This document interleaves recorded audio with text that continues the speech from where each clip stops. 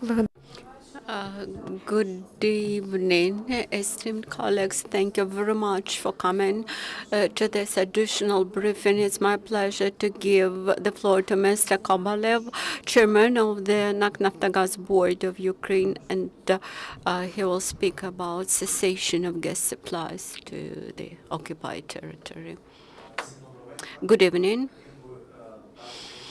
I would like to add some comments about the situation of gas supplies to the ATO zone.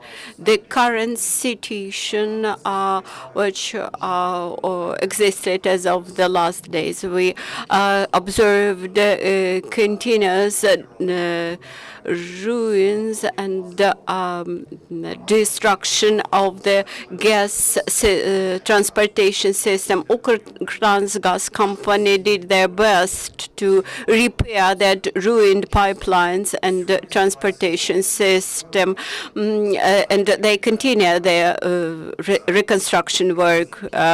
Today, the situation worsened considerably. During the last 8 hours, our crews, repair crews, were unable to get access to the pipelines which were ruined. Recently, this access was got, and currently our reconstruction teams continue to repair that pipelines. For us, it was absolutely impossible to understand that why they ruined that infrastructure. After a statement made by Mr. Medvedev that they are going to provide humanitarian gas supplies into that territory. So we got an impression that they did it intentionally. They first ruined the gas infrastructure and then decided to supply that gas to Ukraine. Then we have received a note from Gazprom that they will supply that gas, and since it will be supplied in the territory where we cannot control the amounts supplied, and we didn't know how much gas is consumed. The contract between Gazprom and Naftogaz clearly said the procedure that the gas is handled, is supplied to Ukraine at the border. In the occupied territory, in ATO zone, we do not have any representatives of Naftogaz. We are absolutely unable to control how much gas is supplied, and we cannot measure that amounts of gas. Moreover, in line with the contract, this is only Transgas company, Transgas company, who can supply this gas, and nobody else could supply gas to Ukraine in any direction. We were very much surprised with the Gazprom position, since we complied with our supply commitments during the entire winter, and now we will resume these supplies as soon as the transportation is repaired, and taking into account that they wish to supply gas there, it looks like they want to stack with this and preserve this share of Ukrainian market for themselves. We believe that these supplies are unnecessary, they are unacceptable, and they conflict with provisions of the gas agreement between Naftogaz and Gazprom. Now questions, please. Віталій Кришенський, Українські новини. Whether any gas was supplied to that area after 3 p.m., whether there are representatives of Transgas, and whether they are ready to sign up daily protocols. We do not have any information whether gas is supplied from Russian territory. As of today, the pressure in gas transportation system in Ukraine had been preserved at acceptable level, although it is considerably below the normal pressure, and we cannot confirm that gas was supplied into the territory. But there are no representatives of neither of Naftogaz Ukraine nor of Ukrtransgaz in Platovo.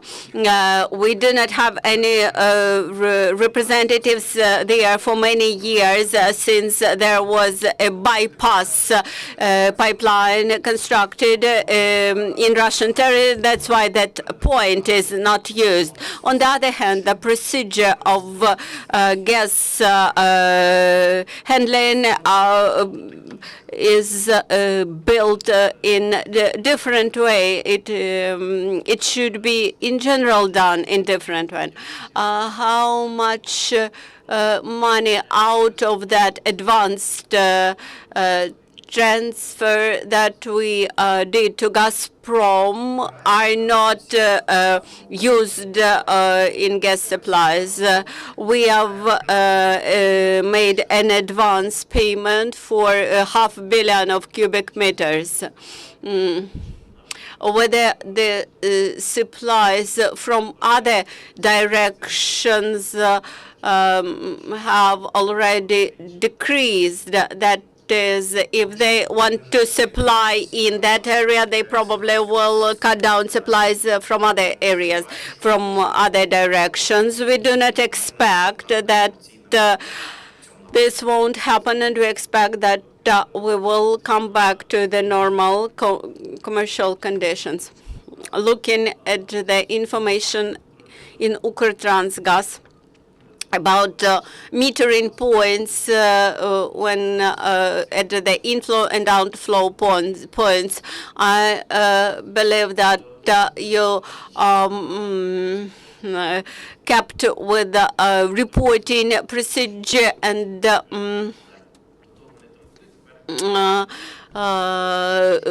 after January 20th, that information have not been published on the website of your company.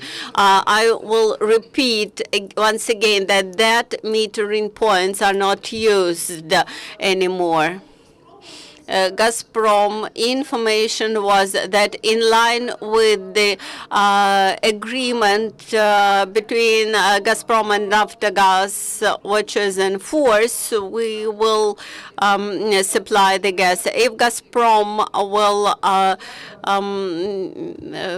bring you an invoice for that gas which they want to supply into the ATO zone, we won't pay for this. We won't pay based on that invoice, because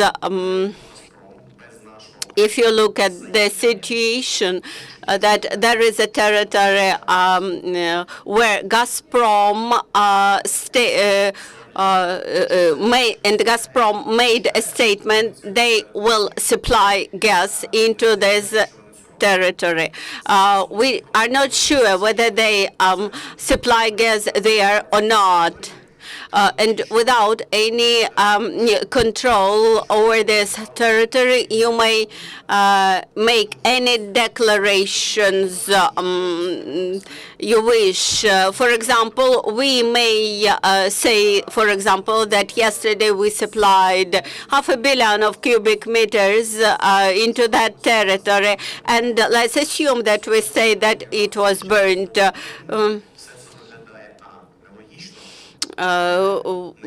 Actually, this statement looks illogical and incorrect.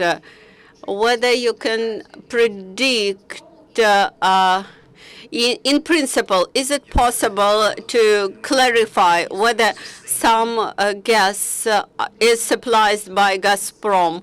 There is no such a possibility, and it won't be such a possibility.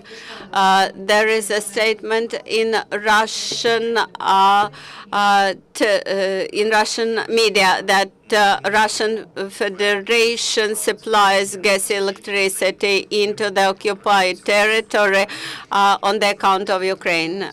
Again, we do not control this metering point, and we cannot control this. But anyway, we won't pay for the supplies which we do not meter, which we do not control, and this is not needed. Whether they will be able to prove somehow that they supply any gas.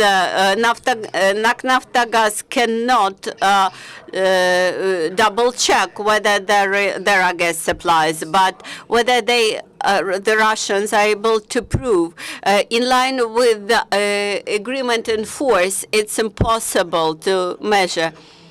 A small question. You have resumed gas supplies to the DNR and LNR, either in full amount or partially.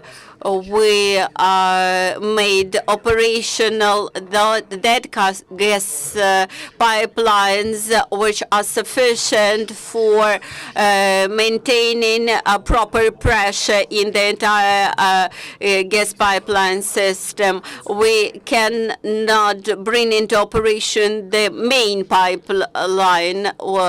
Could you explain when this happened?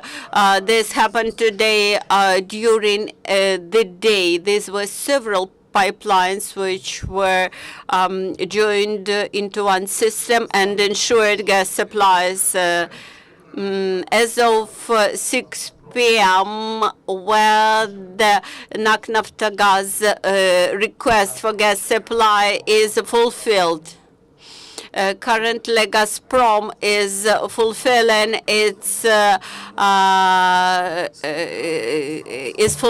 Ukraine's Naftogaz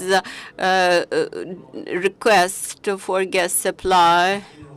Could you describe in more detail what are losses or damages because of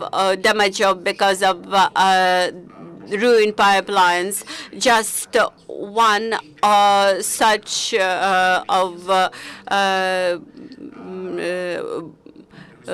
blown ups made in a pipeline cost 10 billion cubic meters of gas, and this will be charged to those who will be blamed.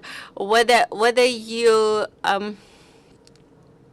registered any gas supplies from Gazprom? Do they know? Just to specify,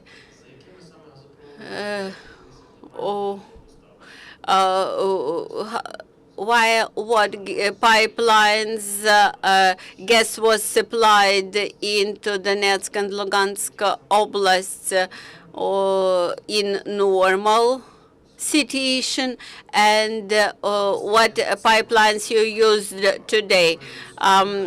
This is a big territory, and Donetsk and Lugansk oblasts are one of the have the most bifurcated gas pipeline system. They have different pressure in them, and they are united into one system. When you switch off one of gas pipelines, you may supply gas via another bypass, etc. This allows to provide stable gas supplies. What happened during latest days? Because of extremely intensive shelling and undermining of some pipelines, Ukrtransgaz team switched on, connected the reserved pipelines, and there are dozens of them, and I am unable to name them all. If you look at the entire winter 2014-2015, Ukrtransgaz team acted very efficiently, and it's illogical that we decided to stop supplies in late winter. How much gas was supplied in the ATO during winter? I won't provide you with very exact figure, but I can assure you that consumption in this territory fluctuated from 8 to 18 million cubic meters per day. Whether there are any employees or any representatives of Ukrtransgaz which remain in this territory, or you do not have any your people working in this territory. In this territory, we have representatives of Donbas Transgas who ensure proper operation of the system. We communicate with them continuously, and we resolve all the issues. And are they paid? Yes, of course, they get their wages. A question about indebtedness for the gas supplied to Donbas region. Thank you very much, Andrei, for clarifying the situation. Esteemed colleagues, thank you very much for coming.